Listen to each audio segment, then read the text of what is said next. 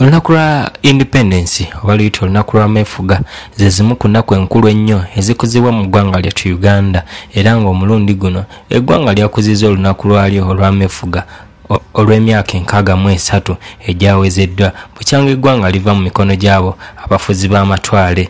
Emikolo emikulu gyabadde ku kisaawe e Kololo era ng'abantu bangi beetabyemu erudda eyo ng'omugenyi omukulu yabadde omukulembeze w'eggwanga lyattu Uganda. Ebintu bingi eby'enjawulo ebyakoleddwa ku lunaku luno wabula mu disitulikiti y'e Mukono era abayizi ba St. John's Education Center wali e Namuyenje bo basazeewo olunaku luno okusomesaamu bannaabwe wamu n'abazadde b'oku kitundu ku bukulu bw'olunaku luno era ssaako n'ebintu bingi ebitwala eggwanga mu maaso nga kugase n'ebyafaayo.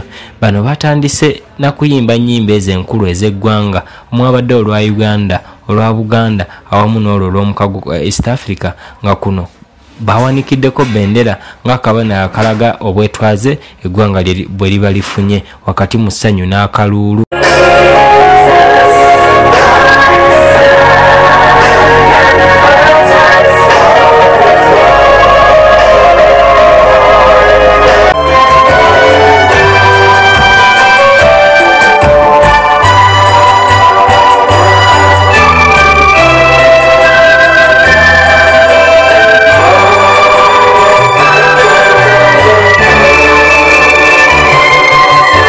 Abayizi bano ababadde abasanyufu eby'ensusso basomesezza bannaabwe ku bintu eby'enjawulo omwabadde n'abazadde nga bakkalidde nga beerolera ku ebyo abaana baabwe bye babadde babasomesa. Mwabadde ebyafaayo by'eggwanga okuva ku mulembe gw'abafuzi b'amatwale ssaako ne bapulezidenti abo abaasookera ddala okufuga ku ggwanga lino Uganda ate ssaako n'ebintu eby'enjawulo ebirala bingi.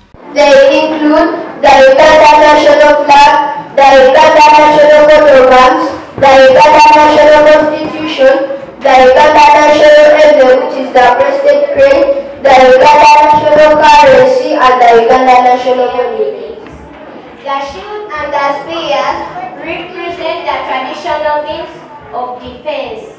The blue stripes at the bottom, the blue stripe at the top of the shield represents the water bodies in Uganda. The blue stripes at the bottom of the shield represent the source of river Nile in Uganda. The sun represents the abundant sunshine received in Uganda. The black represents the traditional means of Uganda national flag and their meaning. Black represents the black people of happy independence celebration as we pray for peace and harmony in our good motherland Uganda. Bano era bayongedde okukatiriza ensonga y'obwetwaze ssaako n'okugattako amazina ag'enjawulo omwabadde amaganda g'omulundi guno oba gayite agagaliwo ensangi zino.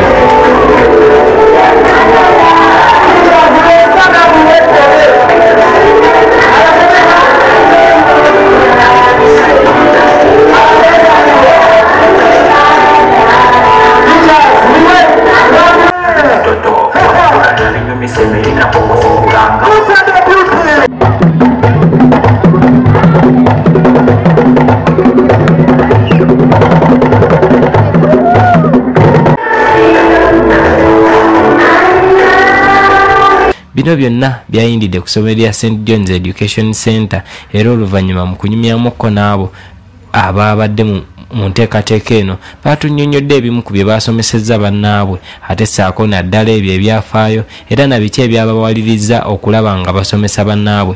Wano nno baasabye abantu bonna mu ggwanga okwongera okulafubanira emirembe. Erinnya lyange nze Luswata Jordan, nze omu ku bayizi ba St. John's Educational Center.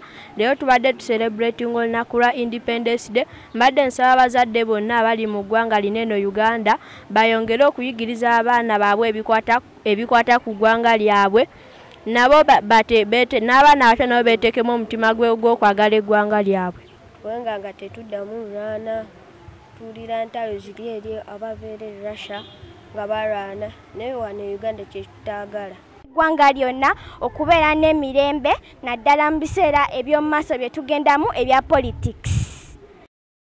twawayiza mukono Naddunga Hilda principal w'essomero lino erya St John's Education Center agamba nti ekigenderera kyabwe omulundi guno kyabadde kyakulaba nga bongera okwagazisa abaana abato ensi yaabwe ate saako n'okwogera ku ebyo ebimu eggwanga mwe liyise ate saako n'eryo we lituuse ate bagamba nti bakwongera okwagazisa abaana baabwe naddala ab'okusomero ebintu byonna eby'enjawulo. Naddunga Hilda nga nze principal wa St John's Educational Center Mukono. Olwaleero wano ku St John's ffe terubadde public holiday era lubadde lunaku lwa nkizo nnyo mu ssomero lyaffe nga tugezaako okunyikiza bye tusomesa mu kibiina n'abaana bye balaba mu ggwanga ku lunaku lwa Independence Uganda. Basebo ne bannyabo abatulaba ku luno tugezezzaako okubuulira abaana bapulezidenti bonna abazze balulinga Uganda okuva Independence nga tutandikira ku Muteesa eyali Prime Minister ne tutukikira ddala ku President Yoweri Kaguta Museveni aliko this year. Ne tugezaako okubuulira abaana cultural institutions eziri mu Uganda na biki Uganda gye yava engeri gye twasitowalingangamu emmere biki bye twakozesanga byonna byonna abaana babirambulidde. Above all twagadde abaana bamanye eggwanga lyabwe Uganda nga bawanika flaga n'engeri gye byajjamu okuviira ddala ku flaga ya Union Jack paka kati yaffe ya Uganda flag era ne tuyimba ennyimba zonna ez'eggwanga Uganda, East Africa ne Buganda at large.